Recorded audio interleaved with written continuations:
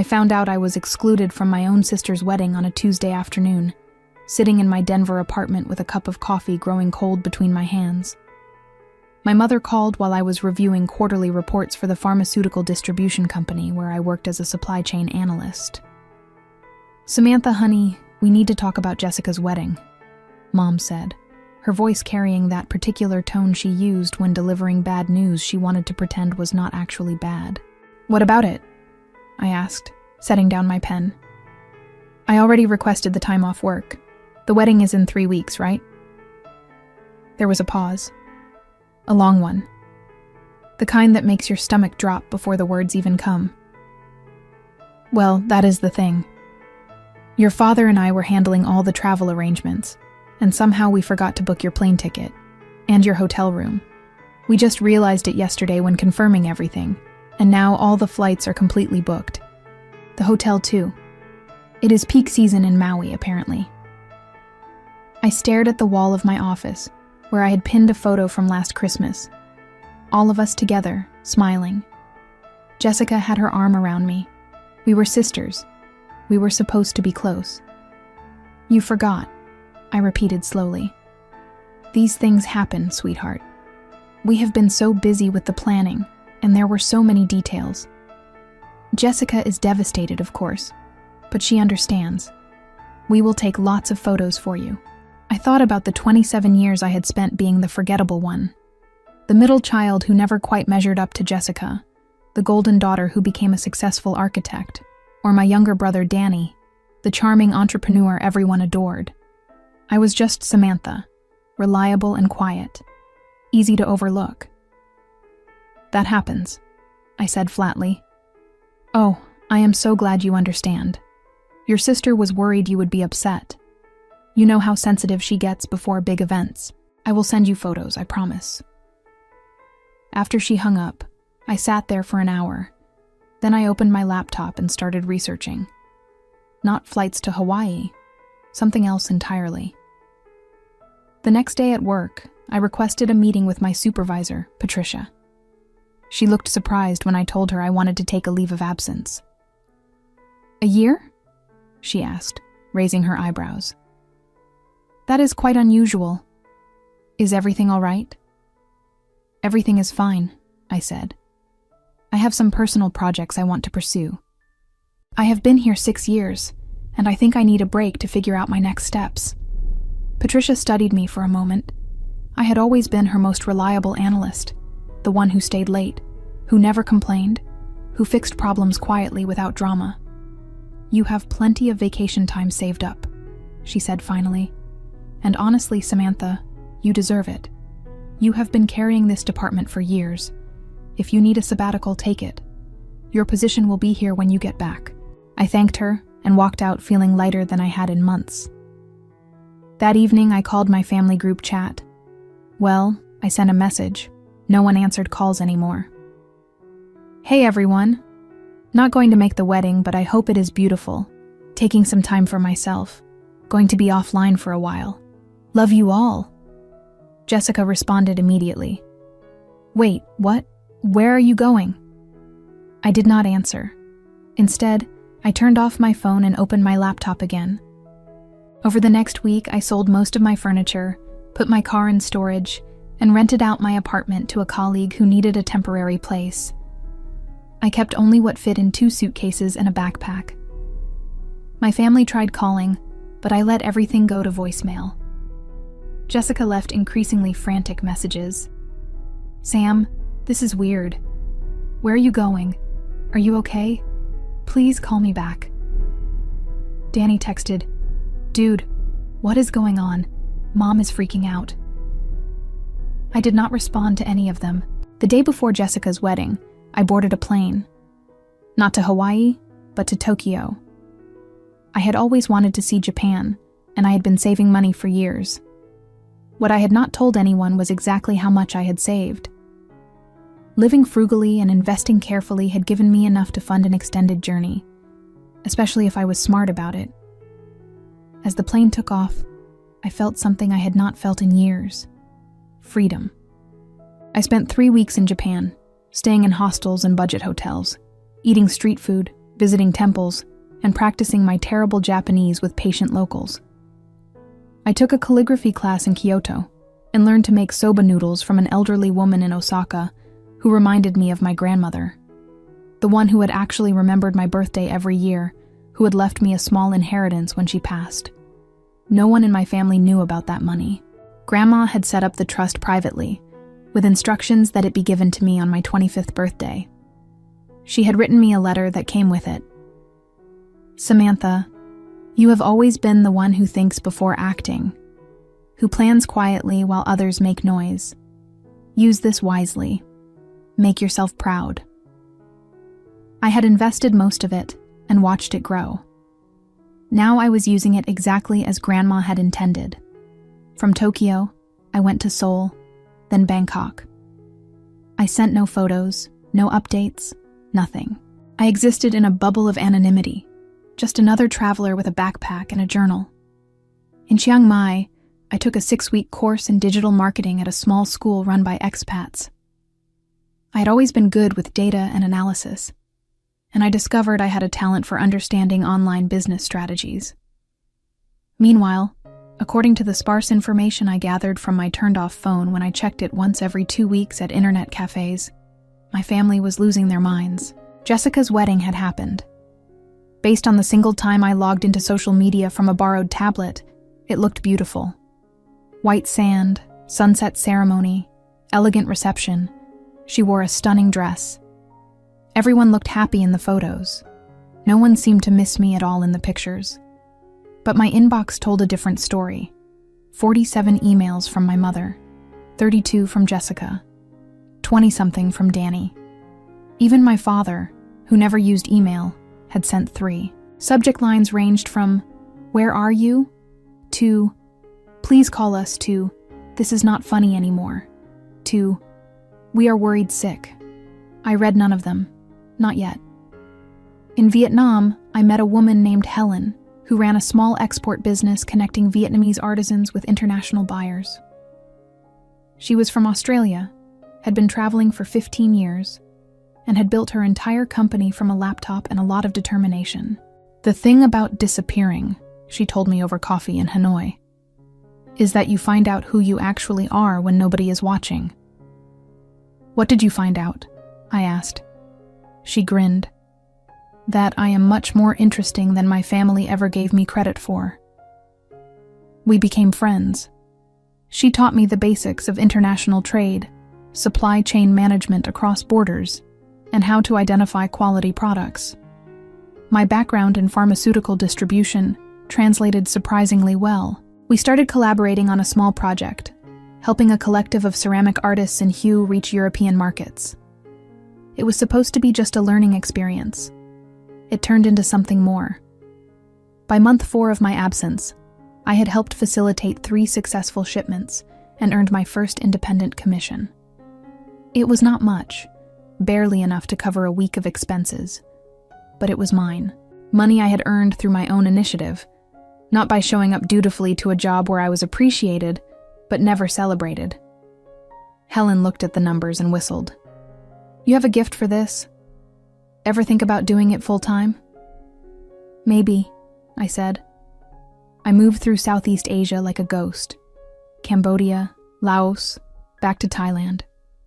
I learned to haggle in markets, to spot quality craftsmanship, to understand the delicate balance of cross-cultural business relationships.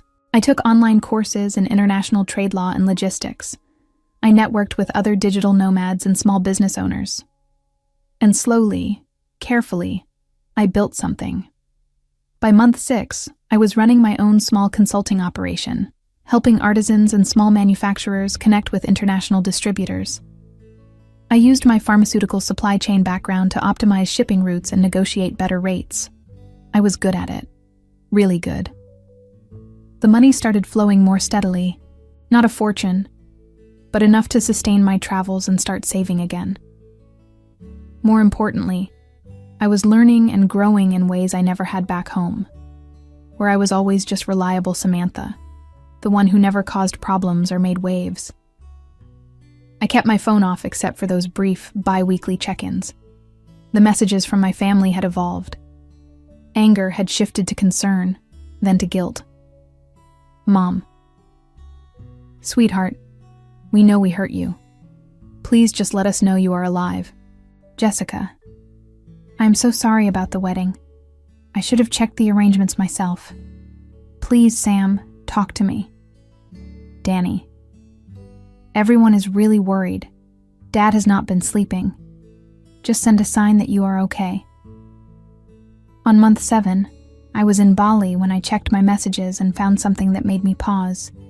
An email from my father, who had somehow figured out how to attach a video. I almost did not watch it, but curiosity won. The video showed my father in his study, looking older than I remembered. Tired. Samantha, he said, staring into the camera awkwardly. I do not know if you will see this, but I need to say it anyway. What we did was wrong. Your mother and I, we got so caught up in making Jessica's day perfect that we forgot about you. That is not an excuse. You are our daughter, and we failed you. Please come home, or at least let us know you are safe. I love you. I watched it 3 times. Then I closed my laptop and went for a walk on the beach. The thing was, I was not angry anymore. Somewhere between Tokyo and Bali, between learning calligraphy and negotiating shipping contracts, the rage had burned itself out. What remained was something clearer, the understanding that I had been complicit in my own invisibility. I had been so busy being reliable, being easy, being the one who never caused problems, that I had let them forget I was there. But I was not ready to go back. Not yet. By month 8, I had landed in Barcelona. My consulting business was growing. I had a steady roster of clients, mostly small manufacturers in Asia who needed help reaching European and American markets. I had learned to speak passable Spanish, decent Thai, and serviceable Vietnamese. I had built a life that belonged entirely to me. And then I received a message that changed everything. The message came through LinkedIn, of all places, from someone named Victoria, who identified herself as a senior buyer for a mid-sized pharmaceutical distribution company in Chicago. Samantha, I hope this message finds you well. I was given your name by a mutual contact who said you have been doing impressive work in international supply chain consultation. We have been struggling with our Asian suppliers, particularly in Vietnam and Thailand. Quality control has been inconsistent, and shipping costs are higher than they should be. Would you be interested in discussing a consulting contract? Your background at your previous company suggests you would be perfect for this project. I stared at the message for a long time. Then I looked at Victoria's profile. The company was called Apex Pharmaceutical Distribution. It was a competitor to my old employer, but smaller, more nimble. According to their website, they were expanding aggressively. I wrote back, I would be interested in learning more. I am currently based in Europe, but available for video consultations. What timeline are you working with? Her response came within an hour. How does tomorrow work? 2 p.m. Central Time? The video call happened in a co-working space in Barcelona. Victoria appeared on my screen, a sharp-eyed woman in her 50s with steel gray hair and a no-nonsense demeanor. Let me be direct, she said after brief introductions. We are bleeding money on our Asian supply chain. Delayed shipments, quality issues, and we are paying too much for freight. I have heard you managed to cut shipping costs by 30% for 3 different clients in the last 6 months while improving delivery times. How? I walked her through my methodology: relationship building with reliable local suppliers, understanding regional logistics networks, negotiating as a partner rather than just a buyer, quality control systems that respected local manufacturing practices while meeting international standards. She listened intently, occasionally asking sharp questions that proved she knew the industry well. I will be honest with you, Samantha, she said when I finished. I have been in this business for 28 years. Most consultants talk a good game but cannot deliver. You sound like you actually know what you are doing. I want to offer you a 6-month contract, remote work, but you would need to travel to our supplier sites periodically. The pay is substantial." She named a figure that made my heart skip. It was more than I had made in a year at my old job. "I need to think about it," I said, keeping my voice steady. "Of course, but I need an answer by Friday. We are losing ground to competitors, and I need someone who can move fast." After the call ended, I sat in that co-working space for 2 hours, thinking. This was a real opportunity. Not just a collection of small consulting gigs, but a legitimate contract with a growing company. It would mean structure, stability, and validation of everything I had built over the past 8 months. It would also mean emerging from my self-imposed exile. I thought about my family, about the messages I had been ignoring, about the fact that I had been gone for 8 months, and they still had no idea where I was or what I was doing.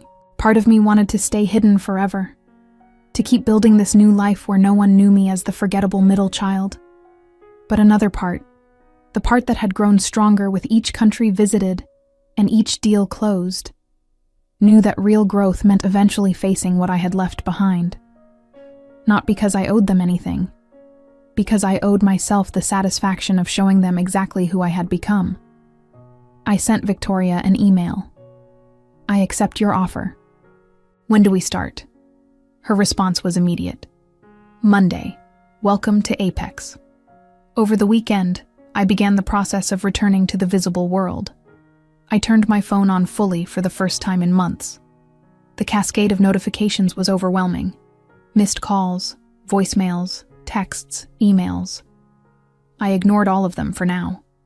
Instead, I updated my LinkedIn profile with my new title, International Supply Chain Consultant, Apex Pharmaceutical Distribution. I added details about my consulting work over the past months, carefully professional, but clearly successful. Then I posted a single update. Excited to announce I am joining Apex Pharmaceutical Distribution as a consultant, helping optimize international supply chains. Looking forward to this next chapter. I knew it would detonate like a bomb in my family's world. They had no idea where I had been or what I had been doing. Now they would see that not only was I fine, I was thriving. My phone started ringing within 10 minutes. Jessica. I let it ring. Then Mom. Then Danny. I ignored them all. Instead, I spent the evening preparing for my new role. Victoria had sent over files detailing Apex's current supply chain challenges. As I reviewed them, I realized something that made me smile. One of their biggest competitors, the company eating their lunch in the Asian markets, was my old employer, the pharmaceutical distribution company where I had worked for 6 years, where I had been reliable, quiet, easily overlooked Samantha. And now I was being hired specifically to help Apex beat them. The irony was delicious.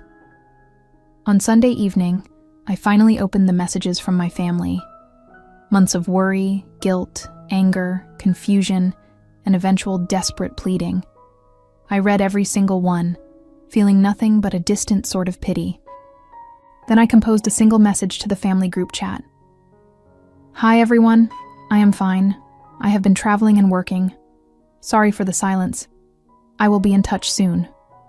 Simple, unapologetic, offering no explanations.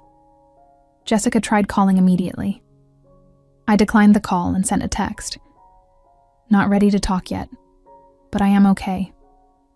The next morning, I started my new job. Victoria set up meetings with Apex's executive team. I presented my initial assessment of their supply chain problems and my proposed solutions. They listened with the kind of attention I had never received at my old job. The CEO, a sharp businessman named Gregory, nodded throughout my presentation. "This is exactly what we needed. Welcome aboard, Samantha. I think you are going to help us change the game." I smiled. That is the plan. My first major project for Apex took me back to Vietnam, where I had connections with manufacturers that my old company had repeatedly failed to cultivate properly. I flew from Barcelona to Ho Chi Minh City with a clear mandate: establish reliable partnerships with 3 key suppliers and negotiate contracts that would give Apex a significant advantage. The trip was a success beyond even Victoria's expectations. Using the relationships I had built during my travels, I secured exclusive agreements with 2 suppliers who had previously worked with my former employer, but had grown frustrated with their rigid, impersonal approach. The 3rd supplier was a new contact, a family-run operation producing high-quality pharmaceutical packaging that exceeded United States standards while costing 40% less than current alternatives. When I returned to Barcelona and presented the contracts in a video conference, Gregory actually stood up and applauded. "Samantha, in 3 weeks you have accomplished what our previous consultant could not do in 6 months. These contracts alone will save us close to $2 million annually while improving quality. Outstanding work."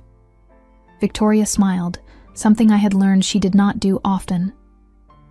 "I knew you were the right choice. The executive team wants to discuss expanding your role. Are you available for a call tomorrow?" That night, I finally called my family. Not because I felt obligated, but because I was ready. My mother answered on the first ring. "Samantha? Oh my God, Samantha, is that really you?" "Hi, Mom. Where are you? What have you been doing? We have been so worried you cannot imagine." "I am in Barcelona," I said calmly. "I have been traveling and working. I am a consultant now, international supply chain management." There was a stunned silence.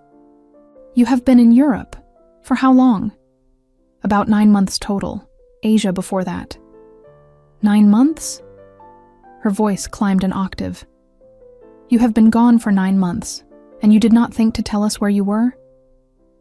"You did not think to tell me I was not invited to Jessica's wedding until 3 weeks before," I said pleasantly. "I figured we were even." Another silence, this one longer and more uncomfortable. "Samantha, that is not fair. We apologized for that. It was a terrible mistake." "It was not a mistake, Mom. Mistakes are accidental.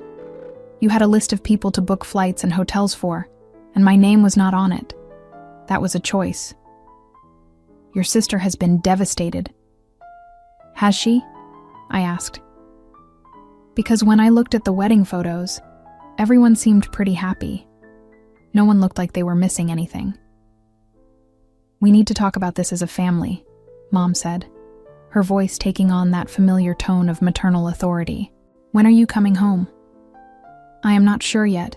My work is here right now." "What work? You had a perfectly good job in Denver." "I quit that job. I have a new one now.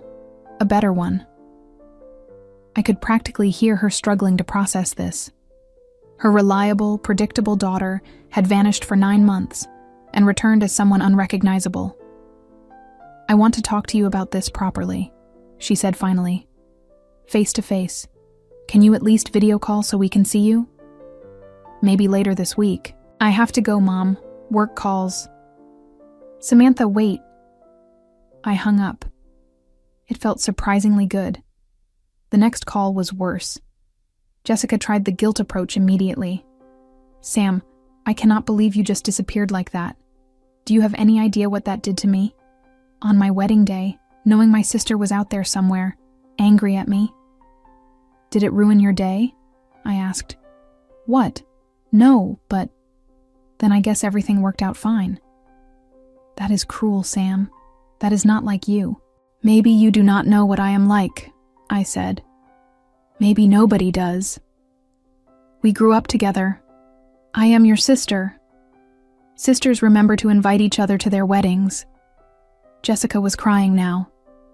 "It was not my fault. Mom and Dad were handling the travel. I trusted them to take care of it." "You trusted them to take care of everything except checking if your sister was actually invited. That says something, Jessica. I am sorry. How many times do I have to say it?" "I am not angry anymore," I said honestly. "I am just done being invisible." "You were never invisible to me." "I was. I am the boring one, remember? The one without the architecture career or the perfect wedding or the interesting life. Just reliable old Sam, who you could forget about because she would always be there anyway." "That is not true." "Then tell me, Jessica, when was the last time you asked me about my life? About what I wanted, what I was doing, what mattered to me?" The silence stretched out. She could not answer because she could not remember, because it had never happened. "I have to go," I said. "Congratulations on your marriage. I hope you are very happy." I hung up before she could respond. Danny tried a different approach. Anger. "What the hell, Sam? You just vanished for 9 months? Do you know how crazy that made everyone? Dad thought you might be dead." I sent a message saying I was fine. 1 message. In 9 months. That is insane. Is it? Or is it about as much attention as I usually get from this family? Oh, come on. You are not going to play the victim card here. You are the one who ghosted everyone. After being ghosted first, I pointed out. Seems fair. You are being childish. Maybe. Or maybe I am finally standing up for myself. Did you ever think of that? Standing up for yourself? By running away to Europe? Barcelona, specifically. And I did not run away. I left. There is a difference. Whatever. When are you coming back? I do not know. Why does everyone keep asking me that? Because you live here. You have a family here. I have a job in Barcelona and clients in Asia. This is where my life is now. Danny made an exasperated sound. You cannot just decide to live in Spain, Sam. That is not how life works. Actually, it is exactly how life works when you are an adult with money and skills. You go where you want. You do what you want. You stop waiting for permission from people who barely notice you exist. That is not fair. Fair? You want to talk about fair? Let me ask you something, Danny. When was my birthday? Silence. You do not know, do you? Of course I know. What day, Danny? More silence. It was 3 months ago. Not one of you remembered. Not Mom, not Dad, not Jessica, and definitely not you. I turned 28 years old in Bangkok, completely alone, and my family did not even notice. So forgive me if I am not rushing back to Denver for a reunion. After those calls, I muted the family group chat and focused on my work. Victoria had been serious about expanding my role. Within 2 weeks, I was officially promoted to senior consultant with a significant raise in equity options in Apex. My territory now included not just Southeast Asia, but also Eastern Europe, where Apex wanted to establish new supplier relationships. I moved from Barcelona to Prague, a city I had never visited but immediately fell in love with. The architecture, the history, the culture. It felt like a place where I could finally put down temporary roots while maintaining the flexibility my work required. My consulting work was thriving.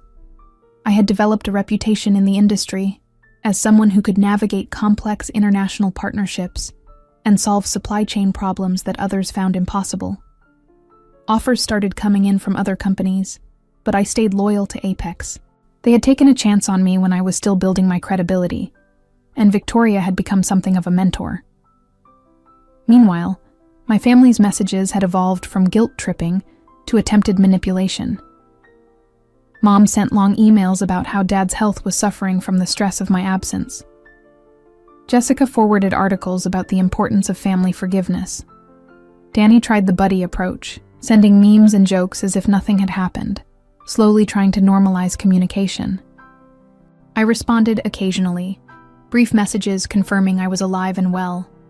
Nothing more.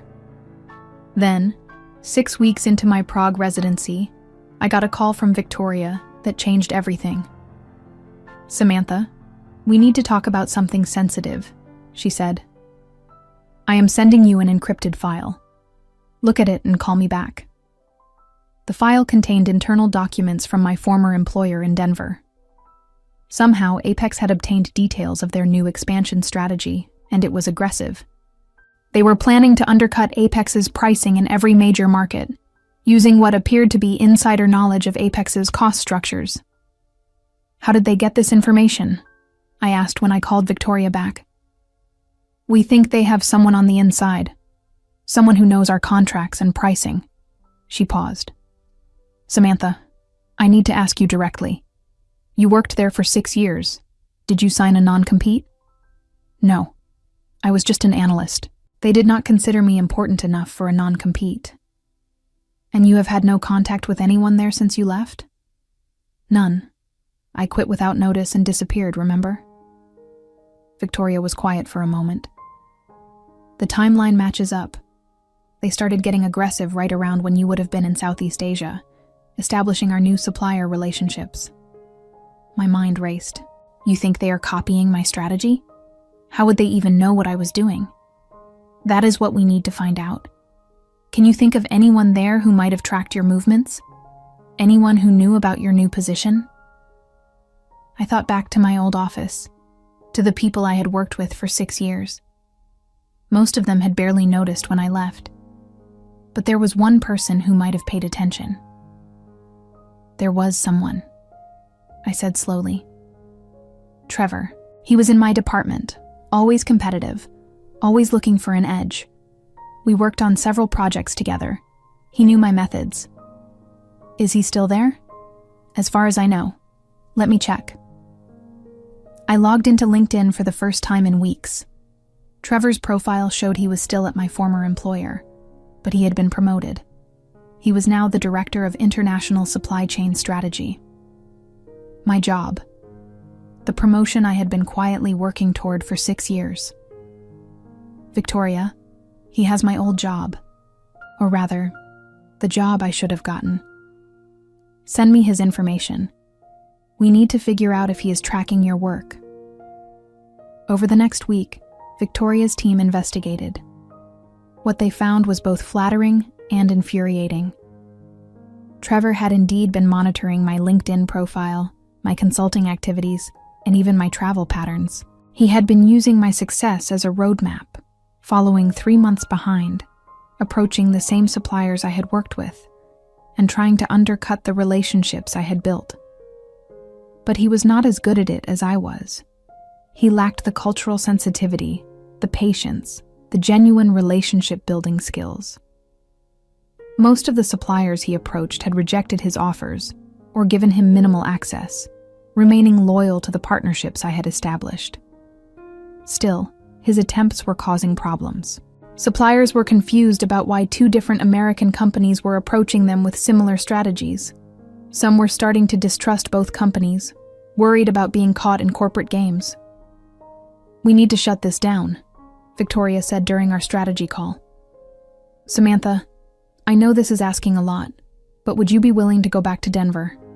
Apex wants to open a United States regional office, and we think your presence there would send a strong message. Plus, you could directly counter whatever Trevor is doing. I thought about it. Denver. Home. The place I had fled from a year ago. When? I asked. 3 months. That gives you time to finish your Eastern Europe projects and transition them to someone else. We want you focused on the United States market and directly competing with your old company. They will realize I am specifically targeting them. Good. Let them realize it. You are better at this than anyone they have, and it is time they knew it. After the call, I sat in my Prague apartment, looking out over the city lights. A year ago, I had been invisible, forgotten, left behind. Now I was being asked to return as a strategic weapon. The irony was almost too perfect. I called my mother. It was time. Mom, I'm coming back to Denver. The sound she made was somewhere between a gasp and a sob. Really? Oh, Samantha, I'm so glad. When? 3 months. For work. Apex is opening a regional office there, and I will be running it. You will be running an office? But I thought you were just consulting. I was. Now I am being promoted to regional director. It is a significant position. I did not know you were doing so well. You did not ask. There was a pause. You are right. I did not. I am sorry for that, sweetheart. Truly. I know. And surprisingly, I did believe her. But I am not coming back to be the old Samantha. That person does not exist anymore. I am coming back on my own terms, with my own life, my own career. If you and Dad and Jessica and Danny want to be part of that life, you will need to accept it. Of course we will. We just want you back in our lives.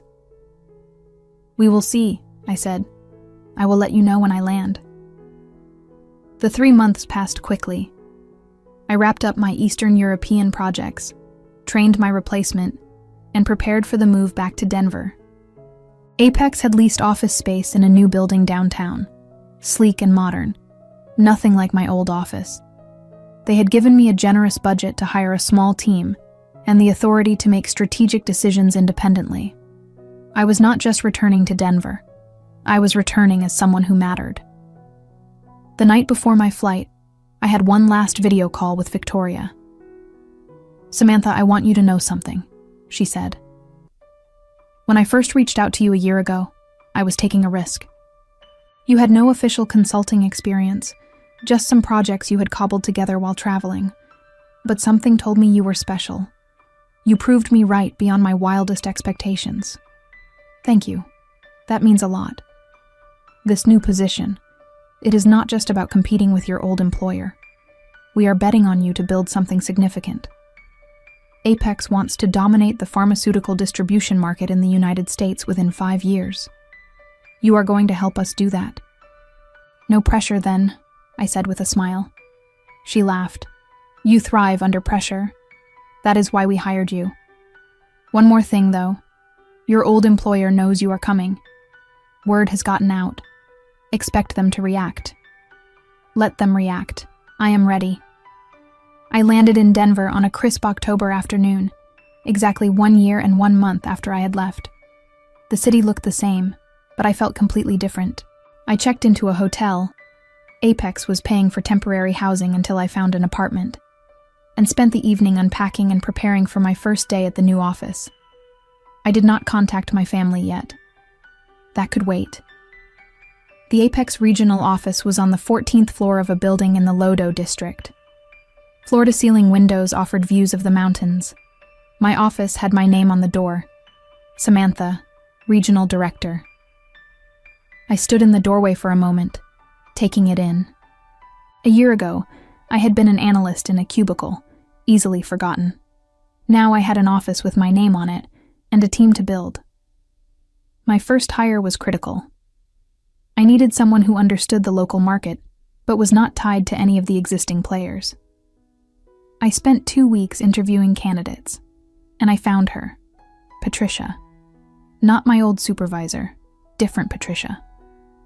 This Patricia was a former operations manager at a medical device company, sharp and ambitious, exactly what I needed. "I will be honest," she said during her interview. "I know who you are. I know you used to work at the company we are competing against. That makes this interesting." "Interesting how?" I asked. "Because everyone in the industry is talking about you. The analyst who disappeared and came back as a consultant, who built a reputation in Asia faster than anyone thought possible, and who is now being positioned to take on her former employer. It is a great story. It is not a story. It is my life." "Even better," Patricia said with a grin. "I want to be part of it. When do I start?" She started the following Monday. Together we began building the operation. 2 more hires followed, a logistics coordinator and a business analyst. Small team, but effective. Meanwhile, my family was becoming persistent. They knew I was back in Denver. I had posted about my new position on LinkedIn, but I had not reached out. Finally, after 2 weeks, I agreed to have dinner with them. Not at home, but at a restaurant. Neutral ground. They were all there. Mom, Dad, Jessica with her husband Brandon, and Danny. They looked older, more tired. Or maybe I was just seeing them clearly for the first time. The dinner started awkwardly. Everyone trying too hard to be normal, to pretend the last year had not happened. Finally, my father cleared his throat. "Samantha, we owe you an apology. A real one. What we did, leaving you out of Jessica's wedding, it was unforgivable. We got caught up in the excitement and the planning, and we forgot the most important thing, you. We did not forget her, Mom interjected. We forgot her, Dad said firmly. Let us be honest. Samantha has always been the easy child, the one who did not need attention, who did not demand the spotlight. And we took advantage of that. We let her slip into the background because it was convenient. Jessica was crying quietly. Danny stared at his plate. I am sorry, Dad continued. You deserved better from us. You deserve better from us. If you will give us a chance, we want to do better. I looked at each of them. My family.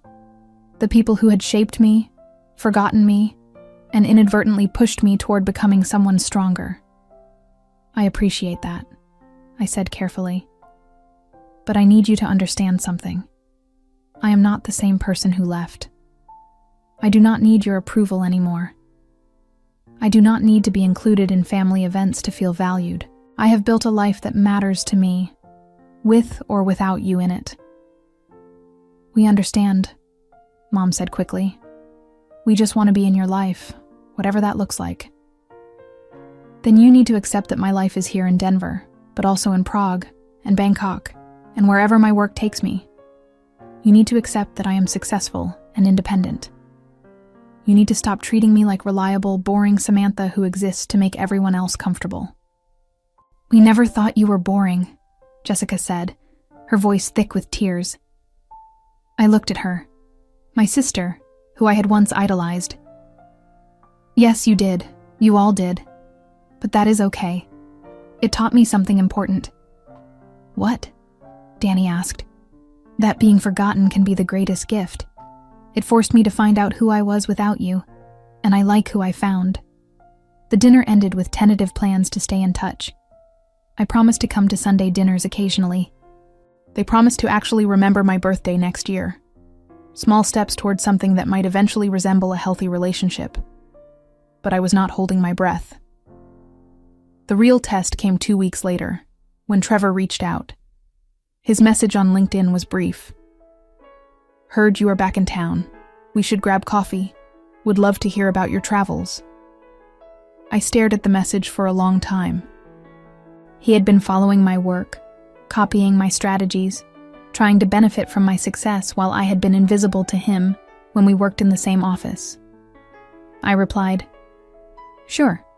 How about Tuesday at 10? He suggested a coffee shop near my old office. I countered with one near my new office.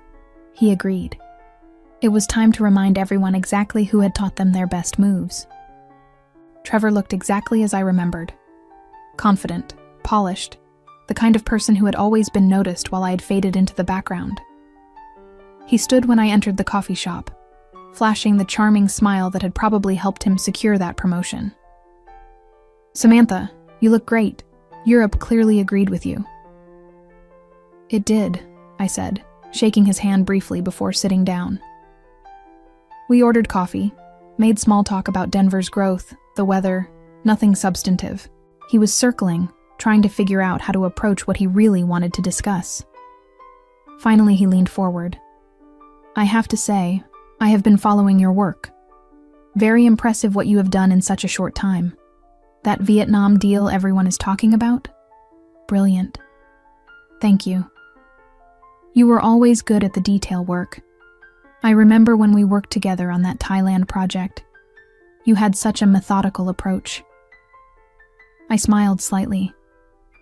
I remember that project. You presented my analysis to the executives and took credit for it. He had the grace to look uncomfortable. That was just how things worked back then. Team effort, you know. Of course. I sipped my coffee. So why did you want to meet? Trevor relaxed, thinking he had successfully glossed over the past. I wanted to pick your brain about the Asian markets. We are expanding there, and honestly, we could use some insights from someone who has been on the ground. You want me to help my competitor? We do not have to be competitors. There is room for multiple players in this market. Maybe we could even collaborate on some projects. I set down my coffee cup carefully. Trevor, you have been following my LinkedIn profile for a year. You have been approaching the same suppliers I cultivated, using the same strategies I developed, trying to replicate my success. And now you want to collaborate? His face went through several expressions before settling on defensive. I do not know what you are talking about. Yes, you do. The question is, why? You got the promotion I should have had. You are in the position I worked toward for 6 years. Why are you so interested in what I am doing? He was quiet for a moment, and I saw something flicker across his face. Not guilt. Envy. Because you are good at this, he said finally. Better than me, maybe. You always were. You see things other people miss. You build relationships that last. And now you are with Apex, and they are beating us in every market you touch. And whose fault is that? I did not force you to leave. No. You just made sure I stayed invisible long enough that leaving was the only option. Trevor leaned back. What do you want me to say, Samantha? That I am sorry? That I wish things had been different? I do not want you to say anything. I wanted you to know that I know exactly what you have been doing, and it has not worked. The suppliers you approached? They told me about your offers. They laughed about how poorly you understood their business cultures, how you tried to strong-arm deals instead of building partnerships. His jaw tightened. We are doing fine. You are hemorrhaging market share to Apex. In 6 months, we have captured 15% of the pharmaceutical distribution market in Southeast Asia. Your company has dropped by 12% in the same period. Those numbers are public, Trevor. Anyone can see them. So you came back here to gloat? No. I came back here to finish what I started. I stood up. Trevor looked up at me, and for the first time in all the years I had known him, I saw uncertainty in his eyes. Enjoy your coffee, I said.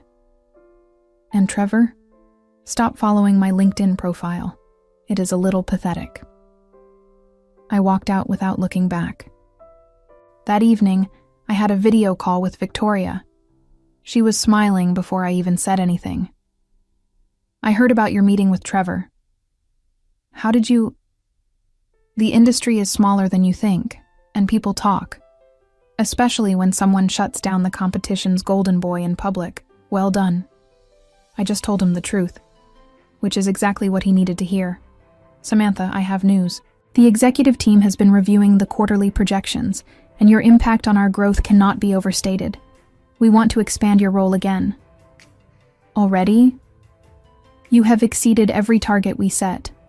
Gregory wants to make you Vice President of International Operations. You would oversee all of our global supply chain initiatives, not just the United States region. I sat down slowly. Vice President, a title that would have taken me decades to achieve at my old company, if ever. I had been back in Denver for less than 2 months. That is... substantial. You have earned it. The board meeting is next week. They want you to present your strategy for the next 2 years. Show them what you showed us in Vietnam and Prague. Convince them that you can scale that success globally. After the call, I sat in my apartment, looking out at the Denver skyline. A year ago, I had left this city feeling worthless, forgotten, invisible. Now I was being offered a vice presidency at a company that actually valued my work, but I was not done yet. The board presentation was scheduled for the following Thursday. I spent a week preparing, pulling together data, projections, case studies. Patricia helped me refine the presentation, pushing back on weak points, strengthening the narrative. You need to show them you are not just good at tactics, she said. You need to prove you think strategically, that you understand the big picture. She was right. I restructured the presentation to tell a story, where Apex was now, where the market was heading, and how my approach could position them to dominate in 5 years. The night before the presentation, my mother called. Sweetheart, I wanted to tell you how proud I am. Jessica mentioned she saw something on LinkedIn about a promotion. Potentially. I have a board presentation tomorrow. That is wonderful. What will you be presenting? I found myself actually explaining it to her, walking through my strategy, my vision. She listened, asking occasional questions that showed she was genuinely trying to understand. Samantha, I had no idea you were doing work at this level. This is remarkable. It is what I have been building toward. I know I have said this before, but I really am sorry we did not see it. We did not see you. You were always there, always reliable, and we took that for granted. You did. Can I come to Denver next month? Just me, not the whole family. I would like to take you to dinner and actually talk. Really talk about your life, your work, everything we missed. I considered it. Maybe. Let me get through this presentation first. Of course. Good luck tomorrow, honey. Not that you need it. I have a feeling you are going to impress everyone. The presentation was at 9 a.m. in Apex's Chicago headquarters. I flew in the night before, rehearsed one final time in my hotel room, and arrived at the office at 8:30. Gregory greeted me personally. Nervous? Focused, I said. Good answer. The board is tough but fair. Show them what you have shown us, and you will be fine. The boardroom was intimidating. Long table, leather chairs, 7 board members plus Gregory and Victoria. They looked at me with expressions ranging from curious to skeptical. I was young for a vice president position. I had been with the company less than a year. I understood their doubts.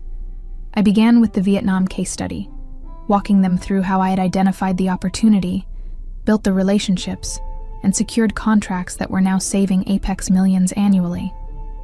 Then I moved to Prague, to the Eastern European partnerships that were opening new markets. This is impressive work, one board member said. But it is one thing to succeed in specific projects. Can you scale this approach across all international operations? I advanced to my next slide, a global map showing target markets, potential partners I had already identified, and projected growth rates for each region. Yes, I said simply. Here's how. I spent the next 30 minutes detailing my strategy, identifying underserved markets, building local partnerships rather than imposing corporate mandates, respecting cultural differences while maintaining quality standards, creating a network of consultants and regional managers who understood both local contexts and global logistics. The key, I said, is recognizing that international supply chain management is not about controlling everything centrally. It is about building trust in each region and connecting those relationships into a coherent network. My competitors, including my former employer, keep failing because they try to force a one-size-fits-all approach. We will succeed because we adapt. Another board member leaned forward. You keep referring to your former employer. Are you proposing we specifically target them? I am proposing we operate so effectively that they become irrelevant. If that involves directly competing for their market share, then yes. That is aggressive. That is business. Gregory was smiling. Victoria looked satisfied. The board members exchanged glances, and I saw the shift happening. I had won them over. The board chair, an elegant woman in her 60s named Diane, spoke. Miss Samantha, you left your previous employer a year ago. You spent that year traveling, building skills, establishing relationships. Can you tell us why you chose Apex when you could have gone anywhere? I thought about it. Victoria took a chance on me when I was unproven. She saw potential when others would have seen a resume gap and questionable decisions.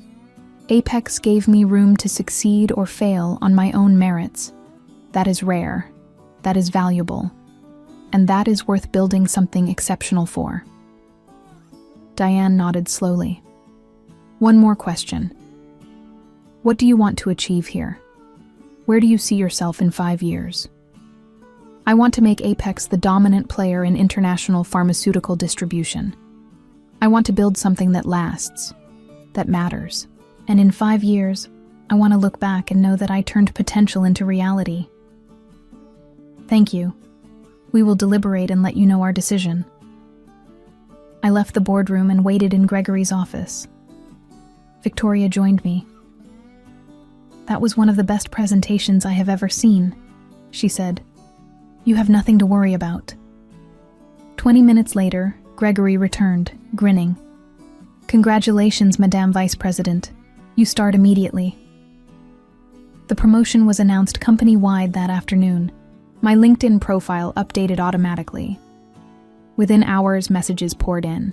Congratulations from colleagues, connection requests from competitors, and one particularly interesting message from my old company's CEO. "Samantha, congratulations on your new role. I wish we had recognized your talents when you were with us. If you are ever interested in discussing opportunities, my door is open." I did not respond. There was nothing to say. They had their chance. Over the next 3 months, I built my team and implemented my strategy. Patricia transferred to Chicago to serve as my director of operations. We hired regional managers for Asia, Europe, and Latin America. I traveled constantly, visiting suppliers, negotiating contracts, building the network I had envisioned. And slowly, methodically, we dismantled my former employer's competitive advantages. Every supplier they had taken for granted, we courted.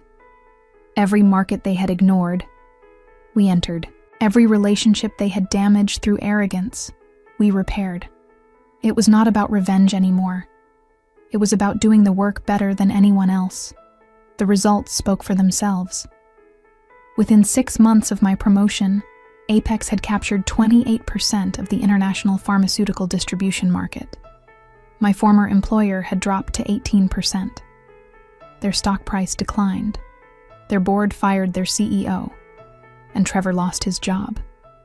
I learned about it through LinkedIn, where his profile quietly changed to "seeking new opportunities." Part of me felt satisfied. A larger part felt nothing at all. He was no longer relevant to my story. My family had slowly worked their way back into my life. Sunday dinners became a regular occurrence, though I maintained clear boundaries. I shared details about my work when I wanted to, deflected when I did not. They were learning to see me as I actually was, not as they had assumed. Jessica and I had coffee one afternoon, just the two of us. "I have been thinking a lot about what you said," she began. "About how I never asked about your life. You were right. I was so focused on my career, my wedding, my life that I never considered yours. I know. I want to do better. Can you tell me about your work? Really tell me, not just the LinkedIn version." So I did. I told her about Vietnam, about learning to negotiate in different cultures, about the satisfaction of building something from nothing.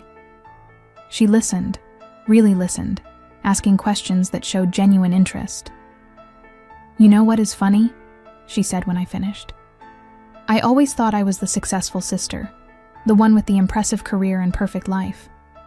But you have built something I never could. You took a massive risk, reinvented yourself, and came back stronger. I am actually jealous." "Do not be," I said. "You have your path. I have mine. They do not have to compete." "When did you get so wise?" I smiled. "Somewhere between Bangkok and Barcelona." 1.5 years after I had disappeared from my family's life, I stood in Apex's Chicago headquarters, looking at the quarterly projections. We had just closed the biggest deal in company history, an exclusive partnership with a manufacturing consortium in India that would supply 30% of the United States pharmaceutical market. Gregory called me into his office. "Samantha, the board wants to offer you a seat. You would be the youngest board member in Apex's history." I accepted. That evening I took myself to dinner at a nice restaurant. No family, no colleagues, just me. I ordered wine, a perfect steak, and dessert. I sat there, savoring every bite, thinking about the journey that had brought me here. 2 years ago, I had been invisible, forgotten, left behind. Today, I was a board member of a major pharmaceutical distribution company, overseeing international operations across 4 continents, earning more money than I had ever imagined possible. But more than that, I had become someone I respected. Someone who did not wait for permission or validation. Someone who built her own path when the old one disappeared. My phone buzzed. A message from my mother. Saw the news about the board appointment. So proud of you, sweetheart. Sunday dinner to celebrate? I smiled and typed back. Maybe. I have a flight to Singapore on Monday. Let me check my schedule. Because that was my life now. International flights, board meetings, strategic decisions that affected thousands of people, and a family that had finally learned I was worth remembering. In the months that followed, the consequences for those who had overlooked me became painfully clear. Trevor never recovered his career momentum, taking a junior position at a much smaller firm where he remained stuck for years, always wondering what could have been. My former employer continued to hemorrhage market share, eventually being acquired by a competitor at a fraction of their former valuation. The executive team that had passed me over for promotions found themselves explaining to shareholders how they had lost the industry's most valuable strategist. Jessica's perfect life revealed cracks. Her marriage struggled under the weight of her husband's failed business venture, and she often called me for advice, finally seeing me as someone worth consulting. My parents, humbled by how close they had come to losing me entirely, made genuine efforts to understand my life, though they would never fully comprehend the depth of what their neglect had cost me. As I sit in my Chicago office now, watching planes take off toward destinations I will visit next week, I realize that the greatest revenge was not their downfall, but my rise. They forgot me, and in that forgetting, they freed me to become extraordinary.